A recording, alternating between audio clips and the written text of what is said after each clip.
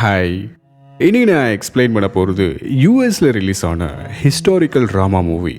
இது ஒரு கதை இல்லை, 1955 நடந்த ஒரு கொடூரமான சம்பவம். ஒரு அம்மாவுக்கு அவங்களுடைய பசங்க தான் உலகம். அந்த மாதிரி இருக்கிற ஒரு அம்மாவோட பையனை அடிச்சே கொண்டு இருக்காங்க. அதுக்காக அந்த பையனோட அம்மா யாருக்குமே தெரியாம ஒரு ரூமுக்குள்ள போய் வாயை மூடிட்டு அழுதாங்க. ஆனா இந்த உலகத்தையே கத்த வச்சாங்க. தன்னோட பையனை அடிச்சே கொண்டுட்டாங்களேன்னு சொல்லி அவனோட பையனுக்காக தைரியமா நின்று நீதி கேட்டாங்க. அதை ஒரு வரலாறாவும் மாத்தினாங்க. இந்த உலகத்திலேயே ஒரு தூய்மையான அன்புனா அது ஒரு அம்மாவோட அன்பு தான். அந்த மாதிரி இந்த அம்மாவோட அன்பு நம்மள ரொம்பவும் ஃபீல் பண்ண வைக்க போகுது. 2022 ரிலீஸ் ஆன டில். இந்த உண்மை 1955 சிகாகோவில் இருக்க ஹெலினாய்ஸ்ல ஆரம்பிக்குது. அம்மா மேமி, பையன் எம்மட், ரெண்டு பேருமே சந்தோஷமா பாட்டு பாடிக்கிட்டே கார்ல வந்துட்டு இருக்காங்க. வந்தவங்க ஒரு ஷாப்பிங்குள்ள போய் அவங்களுக்கு தேவையான பொருளை எல்லாம் பர்ச்சேசிங் பண்றாங்க. அன்னைக்கு நைட் அந்த ஃபேமிலியே சந்தோஷமா டிவி பார்த்துட்டு இருக்கும்போது எமெட்டோட பாட்டி ஹெல்மா, நாளைக்கு உனக்கு ஒரு முக்கியமான நாள் இருக்குல்ல, நீ தூங்க போன்னு சொல்றாங்க. எமெட் தூங்க போனதுக்கு அப்புறமா அவனுடைய அம்மா மேமி கண் கலங்குறாங்க. ஏன்னா அவனுடைய பையனை விட்டு பிரிய போறதுனால. அடுத்த நாள் காலையில விடியுது, ஹெமெட் தயாராகிட்டு இருக்கான். அவனுடைய அம்மா மேமியும் அவனுக்கு டையை எடுத்துட்டு வராங்க. இதே இடத்துல அம்மாவும் பையனும் சந்தோஷமா டான்ஸ் ஆடிக்கிறாங்க. அவனுக்காக போட்டு வரதுக்காக ஒரு ரிங் எடுக்கிறாங்க, அவனுடைய அப்பாவோட ரிங்கு. உனக்கு இந்த ரிங்கு வேணாம், நான் கிறிஸ்மஸ்க்கு வாங்கி கொடுத்த ரிங்கை போட்டுக்கன்னு சொல்றாங்க. இல்லம்மா, எனக்கு அந்த ரிங்கு தான் வேணும்னு சொல்லி அந்த ரிங்கை வாங்கி போட்டுக்கிறான், அவனுடைய அப்பாவோட ரிங்க. மேமியா அவனுடைய பையன் எமெட்டுக்கு சில அறிவுரைகளை சொல்றாங்க. இப்ப நம்ம இருக்கிற சிகாகோல இருக்க மாதிரி இருக்கக்கூடாது, உன்னோட மாமா ஊருக்கு போகிற மிசிசிப்பியில நீ ரொம்பவும் ஜாக்கிரதையா இருக்கணும். அங்க இருக்க ஒயிட் பீப்புள்ஸ்லாம் நம்மள மாதிரி பிளாக் பீப்புள்ஸ் ஒரு மாதிரியா பார்ப்பாங்க, அவங்க கிட்ட நீ ரொம்பவும் உஷாரா இருக்கணும். எப்படிமா இப்படியான்னு ஒரு ஆக்ஷன் பண்ணி காமிக்கிறான். அம்மா மேமி அவனுடைய பையன் எமெட்டை ட்ரெயின் ஸ்டேஷனுக்கு கூட்டு போறாங்க. இங்க இருக்க அங்கிள் மோசி கிட்டயும் எமெட்டோட கசின் வீலர் கிட்டயும் அவனுடைய பையனை ஒப்படைக்கிறாங்க. நீங்க ரொம்பவும் பத்திரமா என்னோட பையனை பாத்துக்கணும், நீயும் ரொம்பவும் ஜாக்கிரதையா இருக்கணும்னு எமெட் கிட்ட சொல்றாங்க. ட்ரெயின் நகர ஆரம்பிக்குது. எமெட் அம்மாவை கிஸ் பண்ணிட்டு நான் இங்கிருந்து போறமான்னு சொல்லிட்டு போறான். அம்மா மேமியும் ட்ரெயின்ல போயிட்டு இருக்க அவனுடைய பையனையே பாக்குறாங்க. இவங்களுடைய கண்ணு கலங்குது, ஏன்னா இவனை விட்டு பிரியறதுனால. ஆனா அவனுடைய பையனை இதுதான் கடைசியா பார்க்க போறாங்க அப்படின்றது இப்ப இவங்களுக்கு தெரியாது. மிசிசிப்பிக்கு போயிருக்க எமர்ட் அங்கிளோடையும் இவனுடைய கசின்ஸோடையும் பருத்தி தோட்டத்தில் அந்த வெள்ளை கலர் பறிச்சை பறிச்சுக்கிட்டு இருக்கும்போது இவனுக்கு இது செய்யறதுல விருப்பமே இல்லை. இதை வச்சு என்ன பண்ண போறீங்கன்னா, அங்கிள் மோசி, இதை நாம சேல்ஸ் பண்ண போறோம். இதுல வர பணத்துல இந்த லேண்டோட சொந்தக்காரராக இருக்க ஒரு ஒயிட் பீப்புளுக்கு முக்கியமான பங்கு இருக்கு. இங்கிருந்து காரை எடுத்துக்கிட்டு எமட்டோட 3 கசின்ஸ் மணின்ற ஒரு ஊருக்குள்ள போய் ஒரு ஷாப்பு கிட்ட காரை நிறுத்துறாங்க. அந்த ஷாப்புக்குள்ள எமட் மட்டுமே உள்ள போறான். அங்க இருக்க ஒரு ஒயிட் லேடி கிட்ட எதுவுமே கேட்காம இவனே பாட்டிலுக்குள்ள கையை விட்டு சில மிட்டாய்களை எடுக்கிறான். அந்த ஒயிட் லேடியை பார்த்து நீங்க பாக்குறதுக்கு ஹீரோயின் மாதிரி இருக்கீங்கன்னு சொல்றான். கடைக்கு வெளியில இருக்க எமட்டோட கசின்கள்ல ஒருத்தன் அவன் கடைக்குள்ள இருக்கிறதா இருந்தா அவனை வெளியே கூட்டு வா, ஏதாவது பண்ண போறான்னு சொல்றதுக்கும் உள்ள போய் அவனை வெளியே கூட்டு வர்றதுக்கும் இவன் அந்த ஒயிட் லேடி பார்த்து பாய் பாய்னு சொல்றான். அந்த லேடியும் இவனுக்கு பின்னாடி நடந்து வரா. இவனும் வரத பார்த்துட்டு திரும்பி நின்று விசில் அடிக்கிறான். எல்லாருமே ஆச்சரியமா பாக்குறாங்க. அந்த ஒயிட் லேடியும் வேகமா காரு கிட்ட போடுறா கன்னு எடுக்கிறதுக்காக. எல்லாருமே இங்கிருந்து ஓடுறாங்க. எமட்டோட கசின்ஸும் கார்ல உட்காந்துக்கிட்டு காரை ஸ்டார்ட் பண்ணிட்டு கிளம்புறாங்க.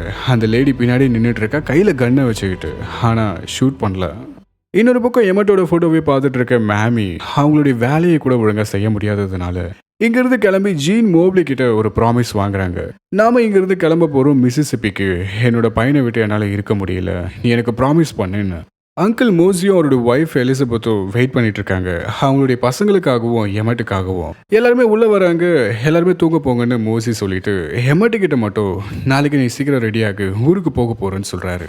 சிகாகோவில் இருக்க அம்மா மேமியும் ப்ரேயர் பண்ணிட்டு தூங்க ஆரம்பிக்கிறாங்க. எல்லாமே அமைதியா இருக்க அந்த நேரத்துல மிசிசிப்பியில இருக்க அங்கிள் மோசியோட வீட்டுக்கு ஒரு கார் வருது. அந்த காருக்குள்ள இருந்து 2 பேர் இறங்குறாங்க, டோரை தட்டுறாங்க. அங்கிள் மோசியும் டோர் கிட்ட போயிட்டு யாருன்னு கேட்கிறாரு. நான் பிராயிட்டு வந்திருக்கேன், அந்த பையனை பத்தி பேசணும். யார் அந்த பையன்? அதான் சிகாகோல இருந்து வந்திருக்கானேன்னு சொல்றதும் எமட்டோட கசின்கள்ல ஒருத்தன் அவங்க வந்துட்டாங்க, உன்னை தேடி தான் வந்திருக்காங்கன்னு சொன்னதும் அவனும் தூக்கத்துல இருந்து எழுந்திருக்கிறான். வெளியில இருக்க மோசியை தள்ளி விட்டுட்டு 2 பேர் வீட்டுக்குள்ள வராங்க. ரூம்குள்ள இருக்க எமட்டை பார்த்ததும் நீதான் அந்த பையனா, ஷர்ட்டை போடுன்னு சொல்லி அவனோட ஷர்ட் எல்லாம் போட வச்சு அவன் சாக்ஸ் போட்டுட்டு இருக்கான். நீ சாக்ஸ் எல்லாம் போட வேண்டியது இல்லைன்னும் போது நான் சாக்ஸ் போடாம ஷூஸ் போடுறது இல்லைன்னு சொல்றேன், நீ இவ்வளவு பேசுறியான்னு சொல்லி பிடிச்சி இழுத்துட்டு போறாங்க. அங்கிள் மோசியோ அவங்கள எதிர்த்து பேசாத, நாங்க அவனுக்கு பாடம் கத்து தரோம்னு சொல்லி அவனை பிடிச்சி இழுத்துட்டு போறாங்க. வைஃப் எலிசபெத்தும் நாங்க உங்களுக்கு எவ்வளவு வேணாலும் பணம் தரோம்னு விட்டுருக்குன்னு சொல்றாங்க. எதுவுமே காதல வாங்காம அவனை பிடிச்சி இழுத்துட்டு போறாங்க. மோசியோ மிஸ்டர் பிராய்டன் சொல்றாரு, அவனுடைய பிரதர்ல ஒருத்தர் கண்ணு தூக்கி காமிக்கிறான். இவரால் எதுவுமே பண்ண முடியாம வேடிக்கை பார்க்கறாரு. ஹெமட்டை கூட்டு போய் காருக்கு பின்னாடி உட்கார வச்சு கட்டி போடுறாங்க. கேரளின்ற ஒரு லேடியை பார்த்து இது இவன் தானான்னு கேட்கிறா. அந்த ஒயிட் லேடியும் ஆமான்னு சொல்றான். எமட்டை கடத்திக்கிட்டு இந்த காரை எடுத்துக்கிட்டு போறாங்க. அங்கிள் மோசியோட ஃபேமிலி எதுவுமே பண்ண முடியாம வேடிக்கை பார்க்கறாங்க. எமட்டை கடத்தி கூட்டு போன அந்த காரு 4 வீடுங்களா இருக்க ஒரு இடத்துக்கிட்ட நின்றுட்டு இருக்கு. ஒரு வைட் ஆங்கிள் ஷாட்ல அவனை போட்டு பயங்கரமா அடிக்கிறாங்க. எமட்டும் வழியில பயங்கரமா கத்துறான். நைட்டு போய் பகலா மாறுது. எமட்டு மாதிரியே இருக்க ஒரு 14 வயசு பையன் பக்கெட்டை எடுத்துக்கிட்டு இந்த இடத்துக்கு வரான். அந்த காரு கிட்ட ஒரு 4 பேரை பார்த்ததும் இவன் பயந்து வேகமா வீட்டுக்குள்ள ஓடி போயிடுறான். மேமிக்கு கால் போகுது. அவங்க பதறி போய் வீட்டுல இருந்து வெளியே ஓடி வராங்க. ஜீன் மோப்லி ஆறுதல் சொல்றாரு. அம்மா ஆல்மாவோட வீட்டில் உட்காந்துட்டு இருக்கும்போது அப்பா ஜான் கார்த்தர் வந்திருக்காரு, மூட்டி கூட்டு வந்திருக்காரு. மேமியோட கசின்னு சொல்றாரு. அதாவது அப்பாவுக்கு செகண்ட் மேரேஜ் ஆயிருக்கு. மூட்டிக்கும் சில பேரை தெரியுன்றதுனால நாளைக்கு வில்லியம் அஃப்ன்ற ஒரு மீட் பண்ண போறோம்னு சொல்லி ஒரு அட்ரஸை கொடுக்குறாரு. மூட்டி சொன்ன மாதிரியே வில்லியம் ஆஃப் மேமி ஜீன் மோப்லியோட சேர்ந்து மீட் பண்றாங்க. 2 பேரும் ஒன்னா போனதுனால வில்லியம் 2 பேரையும் பார்த்து உங்க 2 பேருக்கும் மேரேஜ் ஆயிடுச்சுன்னு கேட்கிறாரு. இல்லைன்னு சொல்றாங்க. அப்ப எமட்டோட அப்பா யாருன்னு கேட்கும்போது லூயிஸ் ஸ்டில்னு அவர் 10 வருஷத்துக்கு முன்னாடி ஒரு வார்ல இறந்துட்டாருன்னு சொல்றாங்க. நீங்க நிறைய கேள்விகள் கேட்குறீங்க, நாங்க வந்தது என்னோட விஷயத்துக்காக இல்ல, என்னோட பையனோட விஷயத்துக்காகன்னு. வில்லியம் 2 பேப்பரை காமிக்கிறாரு. ஒன்னு மிசிசிப்பில இருக்க கவர்னருக்கும், இன்னொன்னு ஹிலினாய்ஸ்ல இருக்க கவர்னருக்கும். அவங்களுக்கு இந்த மொத்த டீட்டெயில்ஸும் தெரியணும். அதை விட முக்கியமா நீங்க சிகாகோவில் இருக்க பிரஸ்காரங்க கிட்ட நீங்க உங்க பையனை பத்தி பேசணும். அவங்க கேட்குற கேள்விகளுக்கு நீங்க பதில் சொல்லணும். அதுக்காக தான் நான் முன்னாடி கேள்விகள் கேட்கிறேன்னு வில்லியம் ஆஃப் சொல்றாரு. எமட்டை பத்தின இந்த விஷயம் நியூஸ் பேப்பர்ல பிரிண்ட் ஆகி நிறைய பேருக்கு தெரிய வருது. நாட்களும் கடந்து போகுது. இந்த மாதிரி இருக்கும்போது மேமியோட வீட்டுக்குள்ள ஒரு பிளாக் லேடி உள்ள வந்து ஒரு ரிப்போர்ட்டர் சொல்லியிருக்காருன்னு ஒரு நியூஸை சொல்றாங்க. மிசிசிப்பில இருக்க ஒரு ஆற்றங்கரையில ஒரு பாடியை பார்த்துருக்காங்க. அவன் கையில ஒரு ரிங் இருந்திருக்கு. அதை வச்சுதான் எமட்டுன்னு முடிவு பண்ணியிருக்காங்க. எமட்டு இறந்து போயிட்டான்னு சொல்றாங்க. மேமியும் எதுவுமே பேச முடியாம அமைதியா இருக்காங்க. மயக்கம் போட்டு விழுந்துடுறாங்க. எமட்டி இறந்து போன இந்த விஷயம் நிறைய வீட்டில் ஒரு நியூஸ் சேனலாக ஓடிட்டு இருக்கு. பிளாக் பீப்புள், ஒயிட் பீப்புள்னு எல்லாருடைய வீட்லேயும் இந்த நியூஸ் சேனல் தான் ஓடிட்டு இருக்கு. திரும்பவும் ஒரு கருப்பின மக்கள் ஒரு சின்ன பையனை கொண்டு இருக்காங்கன்னு. மேமியோட வீட்லேயும் அதே நியூஸ் சேனல் தான் போயிட்டு இருக்கு. மேமியை பார்க்கறதுக்காக மூட்டி வந்திருக்காரு. மேமியும் மூட்டிக்கிட்ட என்னோட பையனோட பாடி சிகாகோக்கு வரணும், அதுக்காக ஏதாச்சும் பண்ணுங்கன்னு சொல்றாங்க. மூட்டியும் ஹெமட்டோட விஷயம் உங்களது மட்டும் கிடையாது, பப்ளிக்ல நிறைய பேருக்கு தெரிஞ்சிருக்கு. இதனால இந்த விஷயத்தை நாம NAACPக்கு, அதாவது கருப்பின மக்கள்னு இருக்கிற ஒரு அமைப்பு, National Association for the Advancement of Colored People. ஆனா மேமி கோவத்துல என்னோட பையன் இறந்துட்டான்னு சத்தம் போடுறாங்க. ஓகே மேடம்னு சொல்லி மூட்டி உங்க பையனோட பாடியை எடுத்துட்டு வரதுக்காக நான் முயற்சி பண்றேன்னு சொல்லிட்டு கிளம்புறாரு. அடுத்ததா எமட்டோட பாடியை பார்க்கறதுக்கு முன்னாடி அம்மா ஏல்மா கிட்ட மேமி போறா. அம்மா ஏல்மாவும் நான் தான் காரணம், நான் தான் அவனை மிசிசிப்பிக்கு போக சொன்னேன், நான் தான் போக சொன்னேன்னு ரொம்பவும் ஃபீல் பண்றாங்க. மேமியும் அவனுடைய பையனை ஏற்றி விட்டு அதே ஸ்டேஷனில் இப்போ அவனுடைய பையனோட பாடிக்காக வெயிட் பண்ணிட்டு இருக்காங்க. கண்ணில் கண்ணீரோட ட்ரெயினும் வருது. ட்ரெயினில் இருந்து எமட்டோட பாடியை கவர் பண்ண அந்த சவப்பெட்டியும் இறக்குறாங்க. ப்ரெஸ்காரங்களாம் ஃபோட்டோவும் எடுக்கிறாங்க. அம்மா மேமியும் அந்த பாக்ஸ் கிட்ட போயிட்டு என்னோட பையன், என்னோட ஒரே பையன், அவனை பாக்ஸ்லேருந்து வெளியே எடுங்க, அவனால் மூச்சு விட முடியாது, கடவுளே நான் என்ன பண்ணுறது, இப்போ நான் என்ன பண்ணணும் கடவுளே அப்படின்னு ஒரு அம்மாவா சத்தம் போட்டு அழுகுறாங்க. அதுக்கப்புறமா எமட்டோட பாடியை ஒரு ரூம்குள்ளே வச்சுருக்காங்க. அந்த ரூம்குள்ளே 3 பேர் இருக்காங்க. ஜீன் மோப்லி, மேமி, அதுக்கப்புறம் இன்னொருத்தர். அந்த ஒருத்தர் ஃபேஸில் இருக்க துணி எடுத்ததும் அவனோட மூஞ்சி கூட பார்க்க முடியாத அளவுக்கு அடிச்சிருக்காங்க. மேமியும் எல்லாருமே இங்கேருந்து போகணும்னு சொல்லி மேமி மட்டும் தனியாக இருக்காங்க. அவன் பையனோட மூஞ்சை பார்க்கும்போது மூஞ்செல்லாம் ஒரு மாதிரி உப்பி போயிருக்கு. அவனுடைய காலையும் தொடும்போது காலெல்லாம் உப்பி போய் ரத்தக்கரை காஞ்சி போய் அவனோட பாடியே ரொம்பவும் பெருசாக இருக்குது. ஒரு அம்மாவா இவங்க பையனோட பாடியை கூட இவங்களால பார்க்க முடியல. அதே மாதிரி இவங்களால சத்தம் போட்டும் அழுக முடியல. மனசுக்குள்ளேயே அமைதியா அழுதுக்கிறாங்க. ஆனா இதே நேரத்துல தைரியமா ஒரு முடிவு எடுக்கிறாங்க. பார்த்து முடிச்சதுக்கு அப்புறம் ஜீன் மோப்லி கிட்ட நீங்க வீட்டுக்கு போய் எமட்டுக்கு பிடிச்ச பிளாக் கலர் ட்ரெஸ், கோட், அந்த ஷூ எல்லாம் எடுத்துட்டு வாங்க, அவன் போடணும். நான் பார்த்த விஷயத்த எல்லாரும் பார்க்கணும். நீ சரியா தான் சொல்றியா? அவனோட பாடி கூட சரியா இல்லையேன்னு சொல்லும்போது இல்ல இப்பதான் சரியா இருக்கான், நான் பார்த்த விஷயத்த யார்கிட்ட சொன்னாலும் நம்ப மாட்டாங்க, என்னோட பையனுக்கு நடந்ததை இந்த உலகமே பார்க்கணும்னு சொல்றாங்க. மேமி சொன்ன மாதிரியே வெளியில இருக்க ரிப்போர்ட்டர்ஸ் கிட்ட போறாங்க. என்ன ஸ்மெல்லுன்னு கேட்கும்போது என் பையனோட பாடியில இருந்து வர ஸ்மெல்லு தான். அவன் கருப்பா இருக்க ஒரே காரணத்துக்காக அவனை அடிச்சே கொண்டு இருக்காங்க. அவனுடைய பாடி ஃபுல்லா ரத்தக்கரியா சவந்து போயிருக்கு. இங்க இருக்கிற ரிப்போர்ட்டர்ஸ்ல கருப்பினத்தனா இருக்க ஒரு ரிப்போர்ட்டரை உள்ள கூட்டு போறாங்க. ஜீன் மோப்லி எடுத்துட்டு வந்து அந்த கருப்பு கலர் கோட் சூட்டை எல்லாம் ஹெமட்டுக்கு போட்டு விட்டு அவனோட பாடிக்கு பின்னாடி மேமியும் ஜீன் மோப்லி நின்றுகிட்டு அந்த பாடியோட சேர்ந்த மாதிரி உள்ள வந்திருக்க அந்த ரிப்போர்ட்டர் போட்டோ எடுக்கிறாரு. இப்படி எடுத்த போட்டோ தான் செப்டம்பர் 15, 1955 ஹெமட் டில்ஸ் மர்டர்னு சொல்லி உலகம் பூரா பேசப்படுது. இந்த 14 வயசு பையனுக்கு நடந்த அதே விஷயம் மற்ற குழந்தைகளுக்கும் நடக்காதுன்னு என்ன நிச்சயம்னு சொல்லி உலகத்துல இருக்க நிறைய பேர் அமெரிக்காவை கேள்வி கேட்க ஆரம்பிக்கிறாங்க. இந்த மாதிரி தான் ஒரு அம்மாவா இருக்கிற மேமி ரூம்குள்ளேயே அமைதியா இருந்தாலும் அதுக்கப்புறமா தைரியமா எடுத்த ஒரு முடிவால இது உலக பூரா பேச வச்சாங்க. ஒரு சர்ச்சில் எமண்டோட பாடியை வச்சிருக்காங்க. அடக்கம் பண்றதுக்கு முன்னாடி எல்லாரும் பார்க்கணுன்றதுக்காக அவனை பார்க்கறதுக்காக ஒரு பெரிய கூட்டமே வந்திருக்கு. வரிசையில ஒவ்வொருத்தரா வந்துகிட்டு இருக்காங்க. அங்கிள் மோசியோட ஒய்ஃப் எலிசபெத்தும் வந்திருக்காங்க. அவனை கூட்டு போகும்போது நாங்க எவ்வளவோ தடுத்தோன்னு சொல்லி எமண்டோட ஃபேஸை பார்த்து ஓன்னு அழுகுறாங்க. அதே நாள்ல எமண்டோட பாடியும் அடக்கம் பண்றாங்க. மேமி இப்போ மிசிசிபிக்கு போயாக்கணும். ஏன்னா இந்த கேஸ் இப்போ கோர்ட்ல போயிட்டு இருக்கு. இதுக்கு சாட்சி சொல்றதுக்கு அம்மான்ற முறையில இவங்க தான் சரியான ஆளு. ஜீன் மோப்லியும் நான் உன் கூட வரேன்னு சொல்லும்போது இல்லை நீ என் கூட வர வேணாம், ஆல்ரெடி ஒரு ரிப்போர்ட்டர் எழுதியிருக்காருன்னு சொல்லி ஒரு பேப்பரை காமிக்கிறாங்க. ஏன்னா நீ என் கூட இருக்கிறதுனால தப்பாக எழுதுறாங்க. இப்போ வீட்டுக்கு போனதும் அப்பா ஜான் கார்த்தர் நீ மட்டும் தனியாக போக வேணாம், நான் உன் கூட வரேன்னு சொல்கிறாரு. என்ன ஆனாலும் சரி நான் உன் கூட வரேன் உன்னோட ஒரு உதவிக்காகன்னு மேமியோட சேர்ந்து அப்பா ஜான் கார்த்தர் மிசிசிபிக்கு போகிறாங்க.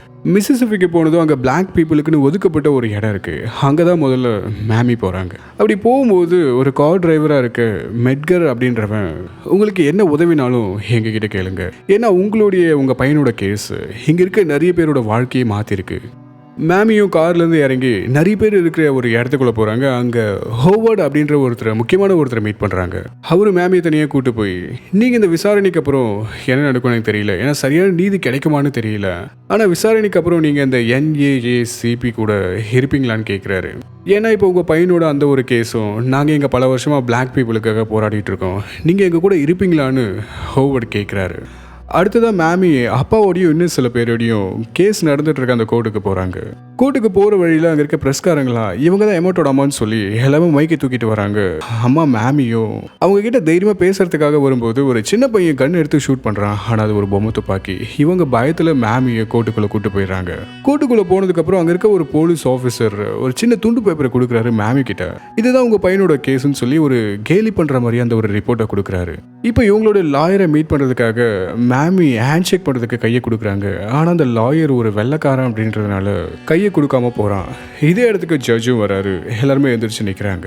ஜட்ஜு உட்கார்ந்ததுக்கு அப்புறம் ஹெமட்டோட கேஸை பற்றி பேச ஆரம்பிக்கிறாங்க. அப்படி ஹெமட்டோட கேஸை பற்றி பேசுகிற ஒரு லாயர் இப்போ வரைக்கும் எந்த ஒரு சாட்சியும் இல்லைன்னு சொல்லும்போது ஜட்ஜு சாட்சிகள் ரொம்ப அவசியம், உங்களுக்கு ஒரு நாள் டைம் தரேன், நாளைக்கு 9 மணிக்கு இதே இடத்துல திரும்பவும் இந்த கேஸ் ஸ்டார்ட் ஆகும். மேமியும் இதே இடத்துல உட்காந்துட்டு இருக்க கேரலின் அந்த ஒயிட் லேடி இவங்களோட பையனை அடிச்சே கொண்டு அந்த ஃபேமிலியை பார்க்குறாங்க. ஆனால் இவங்களால எதுவும் பண்ண முடியல. உடனே மெட்கர் கிட்ட மணின்ற ஊருக்கு என்னை கூட்டு போவீங்களான்னு கேட்குறாங்க. மெட்கரும் அந்த மணின்ற ஊருக்கு காரை ட்ரைவ் பண்ணுறாரு. அந்த ஒரு ஷாப்பு கிட்ட போய் காரை நிறுத்துறாங்க. அந்த ஷாப்பு க்ளோஸில் இருக்கு. மேமியும் கார்லேருந்து இறங்கி அந்த ஷாப் கிட்ட போயிட்டு உள்ளே பார்க்குறாங்க. அவங்களுடைய பையன் இதுக்கு முன்னாடி என்ன பண்ணான் அப்படின்றத. இவங்களுடைய பையன் எமட் இதுக்கு முன்னாடி என்ன பண்ணானோ அதே மாதிரி சிரிச்சுக்கிட்டு அந்த பாட்டிலுக்குள்ளே கையை விட்டு மிட்டாய்களை எடுக்கிறது, அந்த ஒயிட் லேடியை பார்த்து அவங்க கிட்ட பேசுறது, இது எல்லாமே மேமி இவங்களுடைய கற்பனையில் நினச்சி பார்க்குறாங்க. இங்கேருந்து அங்கிள் மோசியோட வீட்டுக்கு போகிறாங்க. மோசியோட பசங்க ஹெமட்டோட கசின்ஸை பார்க்குறாங்க. அவங்களும் மேமி கிட்ட சாரி கேட்குறாங்க. மேமியோ ஹக் பண்ணிட்டு இப்படிலாம் நடக்கும்னு யாருக்கு என்ன தெரியும், இங்கே ஒரு கன்னை பார்க்குறாங்க. அப்பா எங்கன்னு கேட்குறாங்க. வீட்டுக்கு பக்கத்தில் இருக்க அங்கிள் மோசியை போய் பார்க்குறாங்க. உங்ககிட்ட ஒரு கன்னு இருந்தும் அன்னைக்கு நைட்டு என்னோட பையனை கூட்டு போகும்போது நீங்கள் எதுவுமே பண்ணாமல் இருந்திருக்கீங்க, எதுக்காகன்னு கேட்குறாங்க.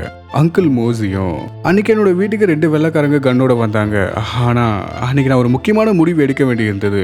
என்னோட வீட்டுக்கு வந்தது 2 வெள்ளைக்காரங்க மட்டும் இல்லை, அவங்களோட உருவத்தில் சில போலீஸ்காரங்களையும் சில ஜட்ஜஸையும் பார்த்தேன். இங்கே இருக்க வெள்ளைக்காரங்கெல்லாம் கருப்பாக இருக்கிறவங்களை எப்படி சாகடிக்கலாம், எப்போ சாகடிக்கலான்னு பார்த்துக்கிட்டு இருக்காங்க. அப்படி இருக்கும்போது என்னால் என்ன பண்ண முடியும்? அதோட இந்த மிசிசிபியில் ஒரு வெள்ளைக்காரனுக்கு எதிராக சாட்சி சொல்றதுன்றது ஒரு சாகரத்துக்கு சமமானதுன்னு அங்கிள் மோசி சொல்றாரு. அன்னைக்கு நைட்டு மெட்கரோட சேர்ந்து சில பேர் எமட்டை கடத்தி கூட்டு போன அந்த 4 வீடுங்க இருக்கிற இடத்துக்கிட்ட போறாங்க. வீட்டுக்கிட்ட போயிட்டு அந்த பையன் இருக்கானான்னு கேட்டா இல்லைன்னு சொல்றாங்க. ஆனா அவன் வீட்டோட பேங்க் சைட்ல இருந்து ஓடுறான். இதை பார்த்துட்டு அவனை துரத்திக்கிட்டே போகும்போது அவனுக்கு முன்னாடி ஒரு கார் வருது. இங்கிருந்து அவனை மேமி இருக்கிற இடத்துக்கிட்ட கூட்டு போறாங்க. அவங்க கிட்ட சில வாக்குமூலங்கள்லாம் வாங்குறாங்க. சில கலர்டு பீப்புள்லாம் அவங்க கூட இருந்தாங்கன்னு, அதாவது பிளாக் பீப்புள். அவன் போட்டுக்கிறதுக்காக நீட்டான ஒரு ஷர்ட்டு ஷூவெல்லாம் கொடுக்குறாங்க. மேமியும் உனக்கு நான் டையை போட்டு விடுறேன்னு சொல்லி அவனுக்கு டையை போட்டு விடுறாங்க. இப்போ அங்கிள் மோசி நிறைய பேருக்கு முன்னாடி கோர்ட்ல நின்றுட்டு அவர் பார்த்த விஷயத்த சொல்றாரு. அன்னைக்கு நைட்டு 2 வெள்ளைக்காரங்க என்னோட வீட்டுக்கு கண்ணை எடுத்துட்டு வந்தாங்க. என்னோட மருமக எமட்ட கன் பாயிண்ட்ல வச்சு கூட்டு போனாங்கன்னு சொல்றாரு. எல்லாருமே சிரிக்கிறாங்க. இவரை பார்த்த ஒரு லாயர், இப்போ நீங்க அவரை திரும்பியும் பாக்குறீங்களான்னு கேட்கிறாரு.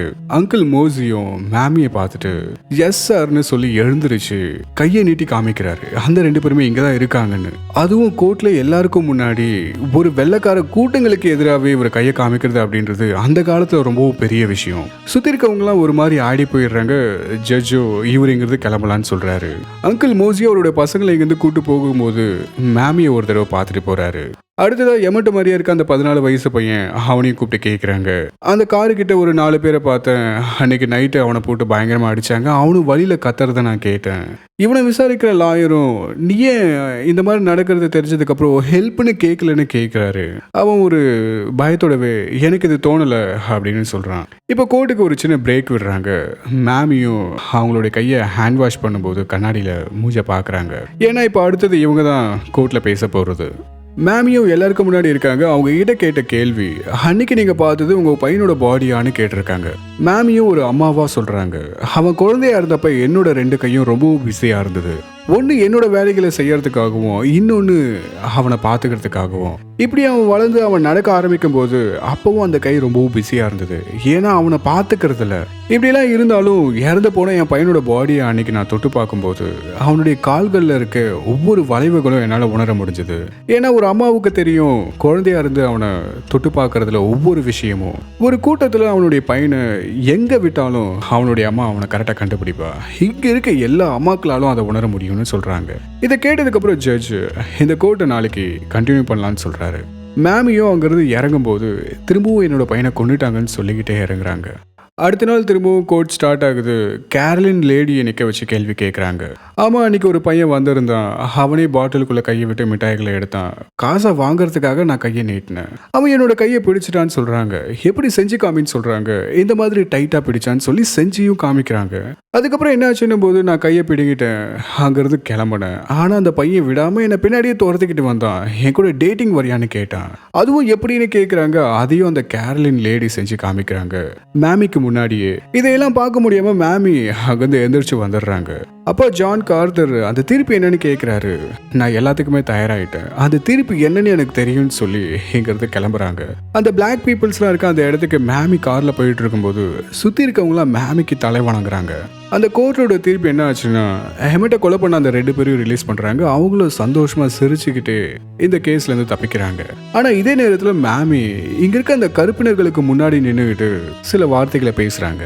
1 மாசத்துக்கு முன்னாடி எனக்குன்னு ஒரு அபார்ட்மெண்ட், எனக்குன்னு ஒரு வேலை, எனக்குன்னு ஒரு பையன் இருந்தான். அந்த நேரத்துல ஒரு பிளாக் பீப்புளுக்கு ஏதாவது நடந்திருந்தா எனக்கு என்னன்னு இருந்தேன். ஆனா இப்போ என்னோட பையனுக்கு நடந்த மாதிரி நம்மள எத்தனை பேருக்கு நடக்காதுன்றது நிச்சயம். என் பையனோட கேஸ்ல அமெரிக்கா ஒரு ஓரமா நின்று வேடிக்கை பார்த்துச்சு. இதனால ஃப்ரீடம், சுதந்திரம்னு அப்படின்னு ஒன்று இருந்தா எல்லாருக்கும் சமமா ஒன்று இருக்கணும், இல்லைன்னா யாருக்குமே சுதந்திரம் இல்லைன்னு சொல்றாங்க. இதை சொன்னதுக்கு அப்புறம் சுத்தி இருக்க பிளாக் பீப்புள்ஸ் எல்லாருமே கிளாப் பண்றாங்க. மேமியும் இதுக்கு முன்னாடி அவனுடைய பையனுக்கு ஒரு அம்மாவா இருந்தாங்க. ஆனா இப்போ ஒரு போராளியா மாறி இருக்காங்க. அன்னைக்கு நைட்டு மேமி அவங்களுடைய வீட்டுக்கு போறாங்க. தூங்குறதுக்கு முன்னாடி அவங்க பையனோட ரூமை போய் பார்க்குறாங்க. ஒரு பிரைட்டான வெளிச்சம். ஆப்போசிட்ல இருக்கவங்கள பார்த்து சிரிக்கிறாங்க. ஆப்போசிட்ல இருக்கிறது இறந்து போன அவங்களுடைய பையன் எமட் இல்ல. அவனும் அம்மாவை பார்த்து சிரிக்கிறான். இந்த மாதிரி தான் மேமி ஒரு அம்மாவா இருந்து ஒரு போராளியா ஆயிருக்காங்க. அதுக்கப்புறமா மேமி அவங்களுடைய லைஃப் டைம் ஃபுல்லா குழந்தைங்களுக்கு ஒரு பாடத்தை கற்றுத்தர ஒரு டீச்சரா இருந்திருக்காங்க.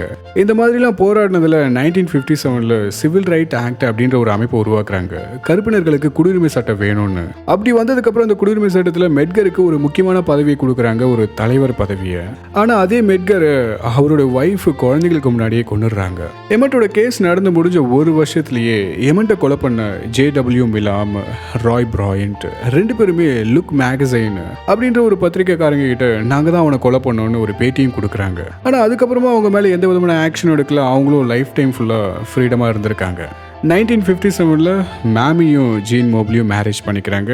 2000 ஜீன் மோப்லி இறந்து போறாரு. மேமி 2003 இறந்து போறாங்க. அதுக்கப்புறமா அந்த எம்என்டிலோட கேஸ்ல ஒரு சட்டம் வருது. மார்ச் 29, 2022, 67 வருஷத்துக்கு அப்புறமா இனிமே எந்த ஒரு கருப்பினர்களையும் கொல்லக்கூடாது அப்படின்ற ஒரு சட்டம். இந்த மாதிரி இன்னும் நிறைய வீடியோக்களை பார்க்கறதுக்காக மறக்காம லைக் பண்ணுங்க, சப்ஸ்கிரைப் பண்ணுங்க. Thank you for